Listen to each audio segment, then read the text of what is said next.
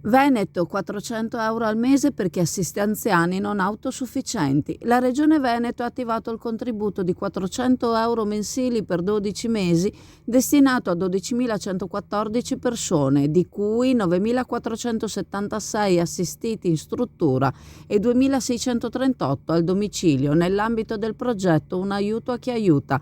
L'iniziativa, finanziata con 60 milioni di euro dai fondi FSE+, è stata gestita da Azienda Zero, con il supporto delle ULSS, che hanno facilitato l'accesso ai contributi. Questo intervento è un segnale concreto di sostegno alle famiglie, spiega l'assessore al sociale Manuela Lanzarin. Il nostro obiettivo è alleviare il carico di chi assiste quotidianamente persone anziane non autosufficienti, sia in casa che in struttura.